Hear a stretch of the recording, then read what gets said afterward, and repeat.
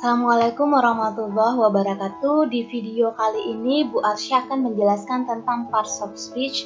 Kenapa parts of speech? Karena parts of speech adalah menurut Bu Arsya adalah dasar untuk mengetahui sebelum kita lanjut ke masalah tenses, ada baiknya kita dulu mengetahui dasar-dasar dalam bahasa Inggris.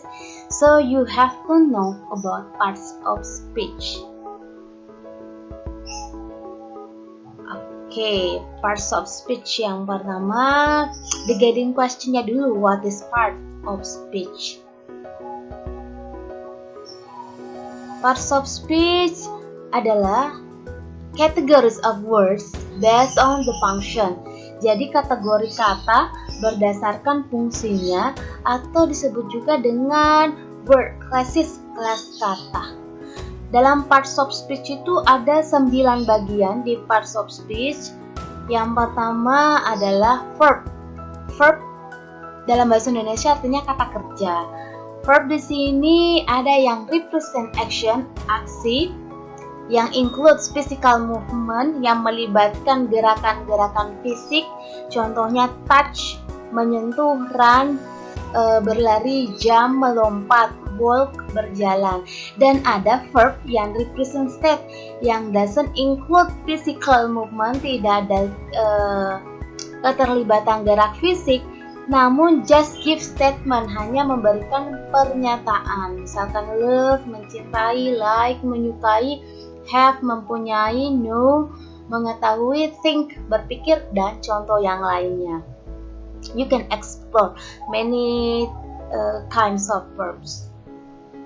Oke, contoh dari verb ada yang sebagai auxiliary verb, kata bantu, kata kerja bantu, seperti is, are. Ini biasanya digunakan untuk tenses present tense, untuk past tense ya was, were. Example, Indonesia is my country, I am a student, they are friendly. Untuk verb yang mengarah ke aksi, action, jump, run, wash, draw. Contohnya, Arsya draws mountain, my mother washes clothes. Untuk yang ke state, yang hanya sekedar giving statement. Contohnya, I have some books, saya mempunyai beberapa buku, they like Arsya. Oke, hopefully you understand. Next, adjective verb. Part 2 itu adjective, kata sifat. Kata sifat yang fungsinya adalah describe a noun, menjelaskan tentang kata benda. Contohnya good, bagus, friendly, ramah, pretty, cantik, big, besar, cute, manis. Contohnya she is good girl, dia perempuan adalah gadis yang baik, gadis yang bagus. Jadi di sini good adalah adjective, girl adalah noun. Adjective fungsinya sama seperti yang tadi dijelaskan, fungsinya adalah describe a noun. Gadisnya ini bagaimana? Good, good girl, gadis yang bagus. Kalau dalam bahasa Inggris kebalikannya, kalau bahasa Indonesia kan gadis bagus, nounnya dulu baru sifatnya. Tapi kalau dalam bahasa Inggris, sifatnya dulu baru nounnya. Tom is friendly boy, Tom adalah laki-laki yang ramah. This is big building, ini adalah bangunan besar. Oke, part selanjutnya adalah noun. Noun itu mengarah ke things, sesuatu, bisa living things, bisa benda hidup. Bisa mengarah ke persons, orang, animals, binatang, ataupun tempat. Contohnya shoes, shoes adalah things, Arsya is a person, cat adalah animals, Manokwari is a places. Contoh kalimatnya, she is a good girl, Tom is a friendly boy, boy di sini adalah noun, this is a big building, nounnya di sini adalah building, bangunan besar. Next, selanjutnya adalah pronoun. Pronoun artinya kata ganti. Ada beberapa part kinds of pronoun. Yang pertama adalah subjective pronoun. Subjective pronoun di sini the role is a subject. Jadi fungsinya, perannya adalah sebagai subjek. Contohnya I, he, she, you, we, they, it. Example, he studies English, dia laki-laki belajar bahasa Inggris. He di sini dia laki-laki We, kami, talk Indonesian, berbicara atau berbahasa Indonesia. Berbahasa Indonesia. Jadi fungsinya yang ke-7 ini sebagai subjektif, sebagai subjek pronoun. Yang kedua sebagai objective pronoun, kebalikan dari subjektif sebagai objektif. The role is an object, sebagai objek. I berubah menjadi me, he berubah menjadi him, she berubah menjadi her, dia perempuan. It tetap it, you tetap you, we menjadi us, they menjadi them. Contohnya, my father give me a book. Ayah saya memberikan atau ayahku memberikan saya, give me, bukan give I tapi give me, karena me di sini sebagai objek. Give me a book. The lecturer teach us grammar. Dosen mengajari kami grammar. Next, dari pronoun ada juga sebagai possessive pronoun, kata ganti kepunyaan. Contohnya my, his, her, kepunyaanku, kepunyaannya dia laki-laki, kepunyaannya dia perempuan. Contohnya, this is my book, ini punyaku, ini bukuku. Where is your mother, di mana ibumu?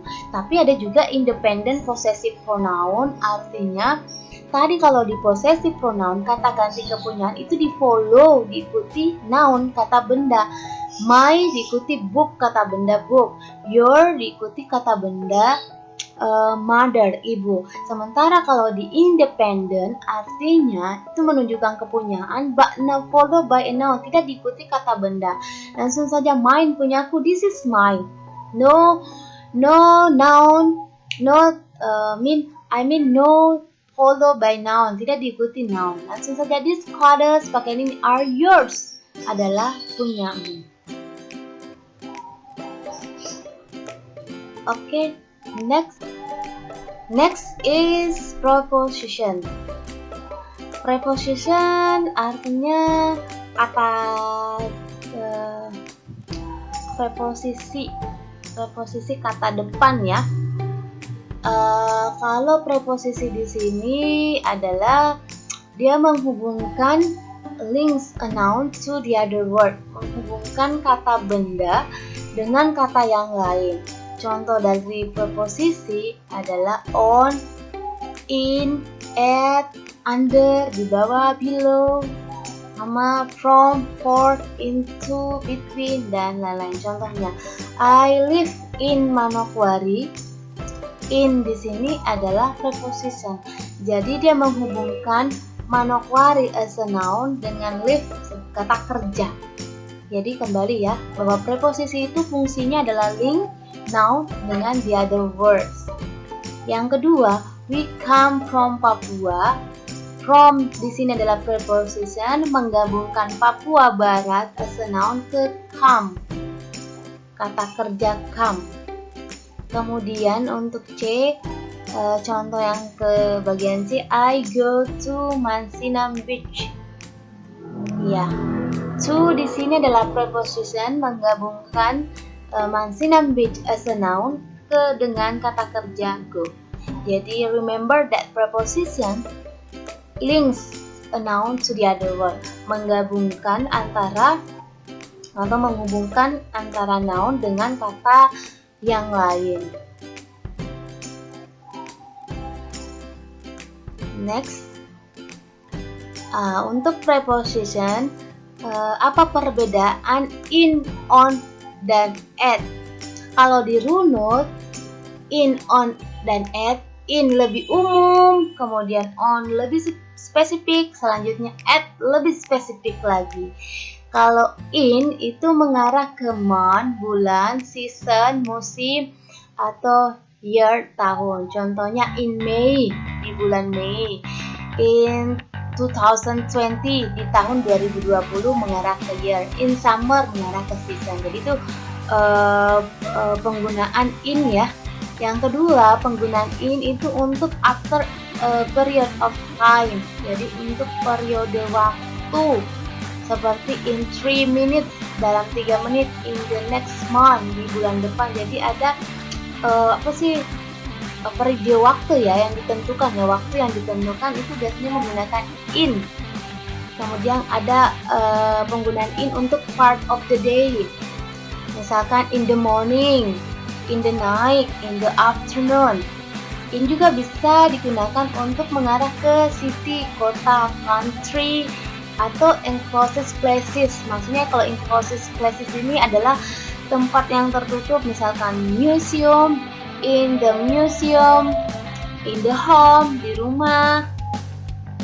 Ya, next on lebih spesifik lagi. On itu biasanya digunakan untuk days of the week and dates. Contohnya on Monday, atau on March 2nd, di 2 Maret, ini mengarah ke tanggal ya, on March 2nd, on the weekend, di akhir pekan.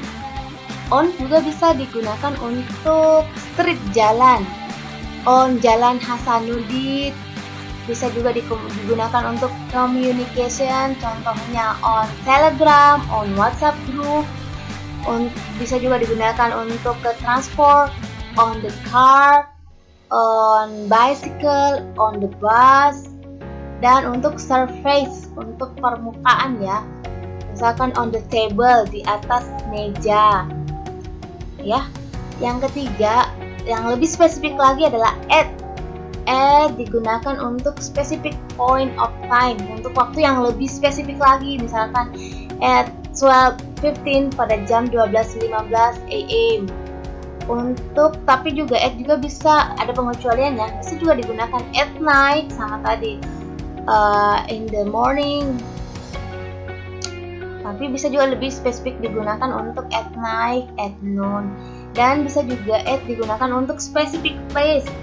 Misalkan di Jalan Ahmad Yani di Pangkajene, at Ahmad Yani Street in Pangkajene. Jadi at itu lebih bisa mengarah ke specific places. Oke, next. Oke, selanjutnya adalah adverb. Adverb kata keterangan. Fungsinya di sini bisa give additional information, jadi menambahkan informasi. Apakah informasi adverb of time, keterangan waktu, adverb of place, keterangan tempat, dan adverb of manner, keterangan cara. Kalau waktu, time, misalkan today, tonight, tomorrow, always, often. Untuk adverb of place, contohnya there, di sana, outside, di luar, inside, di dalam, below, di bawah. Dan untuk keterangan cara, biasanya dia berakhiran really, loudly, dengan keras, really, sungguh, quickly, dengan cepat. Oke, next.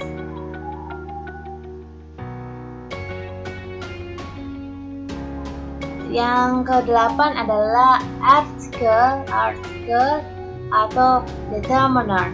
Jadi fungsinya article adalah to determine a noun. Jadi bisa how to say, seperti the kalau plural, jadi an sebuah. Untuk plural misalkan this, those, some, the. Contohnya these pens are mine, yang mengarah ke plural, mengarah ke jamak. These pens, pulpen ini are mine, punyaku. Ada juga yang ke singular, article as a singular sebagai subjek a atau an, the, this, that. This book is yours, she eats an apple. Jadi an digunakan untuk kalau huruf hidup ya, a, i, u, e, o. Oke. Next, parts of speech selanjutnya adalah conjunction. Sorry, bukan ini ya. Expectation and outcomes, not this. Sorry, tapi conjunction, kata hubung. Conjunction di sini ada dua role-nya, ada dua fungsinya ya. Sebagai coordinating, biasa disingkat dengan pen, boys, for, and, nor, but, or, yet, to, so. Contohnya I have 3 apples and 2 mangoes. Jadi and di sini adalah menggabungkan dua kalimat yang coordinating, yang setara ya. 3 apples jamak, 2 mangoes jamak. Jadi dia menghubungkan kalimat dengan anak kalimat yang memiliki fungsi yang setara. Kalau ini yang subordinating yang menggabungkan induk kalimat dengan anak kalimat. Misalkan he should come, ini independent clause, klausa bisa berdiri sendiri. He should come because her mother is waiting. Her mother is waiting itu adalah anak kalimat, tidak bisa, ini adalah dependent clause, tidak bisa berdiri sendiri.